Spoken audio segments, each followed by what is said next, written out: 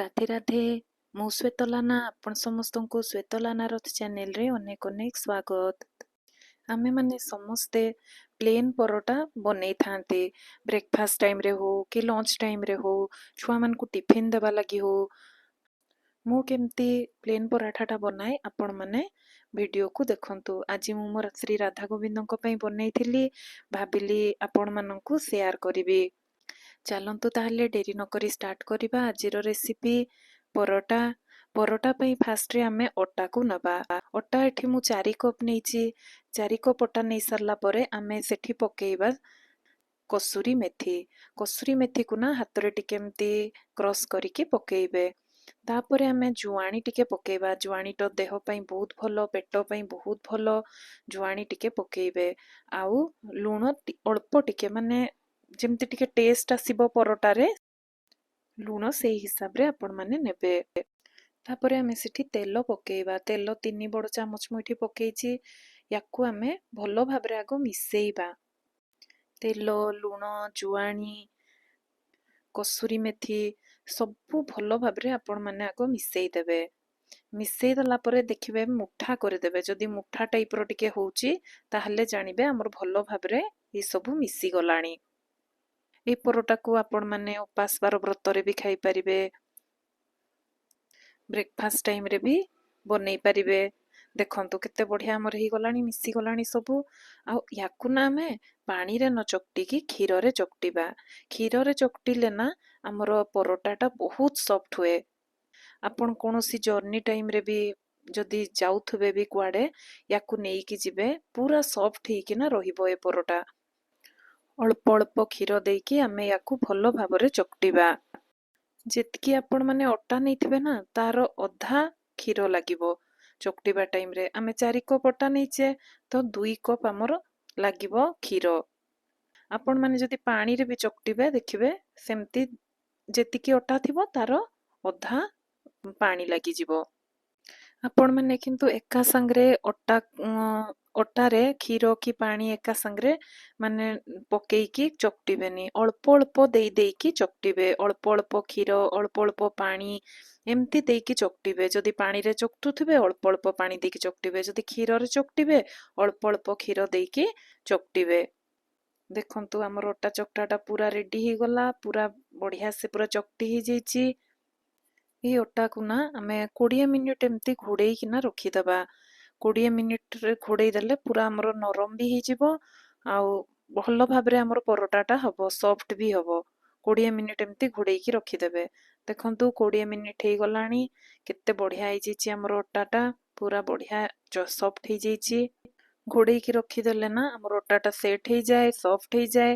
ଆପଣମାନେ କେବେ ବି ରୁଟି ବନାନ୍ତୁ କି ପରଟା ବନାନ୍ତୁ, ଆପଣମାନେ ଏମିତି ଚକଟି ସାରିଲା ପରେ ଅଧା ଘଣ୍ଟା 20 ମିନିଟ୍ ଘୋଡ଼େଇକି ରଖିଦେବେ। ତାପରେ କରିବେ, ଦେଖିବେ କେତେ ବଢ଼ିଆ ହୁଏ ଆମର ରୁଟି ପରଟା ସବୁ। ଏବେ ଆମେ ତାର ଗୁଳା ସବୁ ବନେଇବା। କୋଉ ସାଇଜ୍ର ଆପଣମାନେ କରିବା ଲାଗି ଚାହୁଁଥିବେ ସେଇ ପରିକା ଗୁଳା ସବୁ କରିବେ। ଦେଖନ୍ତୁ ମୁଁ ସବୁ ଗୁଳା ତକ ବନେଇ ଦେଇଛି। ଆପଣମାନଙ୍କ ଘରେ କୋଉ ପ୍ରକାର ସାଇଜ୍ର କରାହଉଥିବ ସେଇ ପ୍ରକାରରେ ଆପଣମାନେ ବଲ୍ ସବୁ ବନେଇବେ। ପରଟା ବନେଇବା ପାଇଁ ଆମକୁ ଗୋଟେ ବେଲନା ପେଡ଼ି ଆଉ ବେଲନା କାଠିଟେ ଦରକାର, ଆଉ ଶୁଖିଲା ଅଟା ଟିକେ ଦରକାର। ଗୁଣ୍ଡ ଅଟାଟା ଆପଣମାନେ ନେବେ। ତାପରେ ଆମେ ଅଟାକୁ ଏମିତି ଟିକେ ଗୋଲ କରିକି କରିବା। ଗୋଲ କରିବା। ଏହିପରିକା ଗୋଲ କରି ସାରିଲା ପରେ ଆମେ ତାକୁ ପେଡ଼ିରେ ରଖିବା। ପେଡ଼ିରେ ରଖିକି ତା ଉପରେ ଆମେ ଅଳ୍ପ ଟିକେ ଅଟା ଗୁଣ୍ଡ ଏମିତି ଛିଞ୍ଚି ଦେବା। ଅଟା ଗୁଣ୍ଡ ଛିଞ୍ଚି ସାରିଲା ପରେ ତାକୁ ଆମେ ଗୋଲ ଗୋଲ କରିକି ଆଗ ବେଲିବା।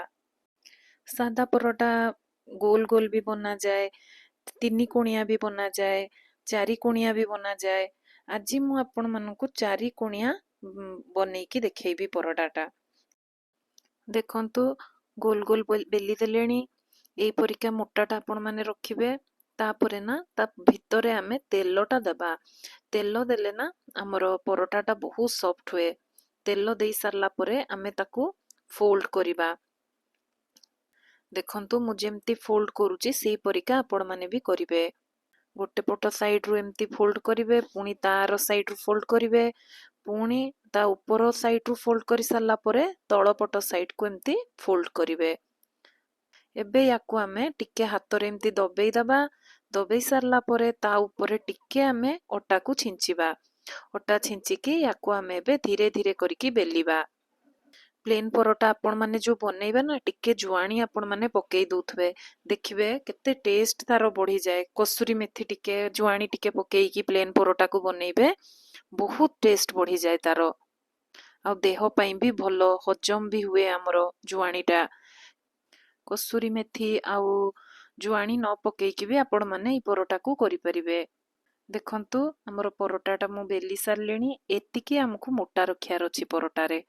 ଏଇ ପରିକା ବେଲିବେ, ଏଇ ପରିକା ମୋଟାଟା ରଖିଥିବେ। ବେଶୀ ପତଳା କରିବେନି, ପତଳା କଲେ ଭଲ ଲାଗେନି। ଟିକେ ପରଟାଟା ମୋଟା ମୋଟା ଟିକେ ଥିବ ନା, ଭଲ ଲାଗେ। ଏବେ ଆମେ ତାୱାକୁ କରିଦେବା। ତାର ନା ଟିକେ ତେଲ ଆପଣ ଆଗରୁ ଦେଇ ଦେଇଥିବେ, ଦେଇକି ସବୁଆଡେ ଏମିତି ଘଷି ଦେଇଥିବେ। ତାପରେ ଆମେ ପରଟାକୁ ସେଠି ପକେଇବା। ତଳଟା ଯେତେବେଳେ ଆମର ହେଇଯିବ ପରଟାଟା, ତଳଟା ହେଇଗଲା ପରେ ଆମେ ତାକୁ ଓଲଟ ପାଲଟ କରିବା। ଲୋ ଟୁ ମିଡିୟମ ଫ୍ଲେମ୍ରେ ଏମିତି କରି କରିକି ପରଟା ସବୁ ବନେଇବେ ଆପଣମାନେ। ତେଲ ବି ଦେଇ ଦଉଥିବେ। ଦେଖନ୍ତୁ ମୁଁ ଉପରେ ଉପରେ ଏମିତି ତେଲ ଦେଇ ଦଉଛି। ଯେତେବେଳେ ଆମର ଟିକେ ଅଳ୍ପ ଅଳ୍ପ ସେକି ହେଇ ଆସିବ ନା ପରଟାଟା, ତାପରେ ଆପଣମାନେ ତେଲ ଉପରେ ଉପରେ ଟିକେ ଦେବେ। ପରଟାକୁ ଆପଣମାନେ ତେଲ ଲଗେଇଲା ପରେ ଏମିତି ଟିକେ ଦବେଇ ଦବେଇକି ସେକିବେ। ଦବେଇ ଦବେଇକି ସେକିଲେ ଆମର ଦେଖନ୍ତୁ କେମିତି ସବୁ ଆସିଯାଉଛି ଉପରୁ, ତାର ଗୋଲ୍ଡେନ ବ୍ରାଉନ ଭଳିଆ ହେଇକି ଆସୁଛି। ସେଇ ପରିକା ହେଲା ପର୍ଯ୍ୟନ୍ତ ଆପଣମାନେ ସେକିବେ, ଜାଣିବେ ଆମର ପରଟାଟା ଭଲ ଭାବରେ ସେକି ହେଇ ଆସିଲାଣି। ଦେଖନ୍ତୁ ପରଟା ଆମର କେତେ ସୁନ୍ଦର ହେଇଛି, କେତେ ବଢିଆ ସେକି ହେଇଛି, ଆଉ ବହୁତ ସଫ୍ଟ ବି ହେଇଥିଲା। ସେଇ ପ୍ରୋସେସରେ ଆମେ ସବୁତକ ପରଟାକୁ ବନେଇବା। ପରଟାକୁ ବେଲିକି ଆଗ ତଳଟା ହେଇଗଲା ପରେ, ତାପରେ ଉପରଟା, ତଳଟା ହେଇଗଲା ପରେ ଉଲଟେଇବେ। ତାପରେ ୟାକୁ ଏମିତି ଟିକେ ଟିକେ ଦବେଇ ଦଉଥିବେ। ଦେଖନ୍ତୁ କେତେ ସୁନ୍ଦର ଆମର ପରଟାଟା ଫୁଲି ଯାଉଛି, କେତେ ବଢିଆ ହଉଛି ଦେଖନ୍ତୁ ପରଟା। ତାର ଉପରେ ଉପରେ ଆପଣମାନେ ତେଲ ଦେବେ। ଯେତେବେଳେ ଆମର ହେଇ ଆସୁଥିବ ତାପରେ ତେଲଟାକୁ ଦେବେ, ଆଗରୁ ତେଲଟା ଦେବେନି। ଯେତେବେଳେ ହେଇ ଆସିବ ଆମର ପରଟାଟା ଭଲସେ ସେକି ହେଇ ଆସିବ, ତାପରେ ଆପଣମାନେ ତେଲକୁ ଦେଇକି ସେକିବେ। ଆପଣମାନେ ଘିଅରେ ବି ସେକି ପାରିବେ, ତେଲରେ ବି ସେକି ପାରିବେ। ଘିଅରେ ସେକିଲେ ବି ବହୁତ ସୁନ୍ଦର ବାସ୍ନା ହୁଏ ପରଟାର। ଆପଣମାନଙ୍କୁ ଯୋଉଥିରେ ଇଚ୍ଛା ହବ ସେଇଥିରେ ବନେଇବେ ପରଟା। ଦେଖନ୍ତୁ କେତେ ସୁନ୍ଦର ଆମର ପରଟା ସବୁ ହଉଛି। ଏଇ ପ୍ରୋସେସରେ ସବୁ ପରଟା ମୁଁ ବନେଇଲି।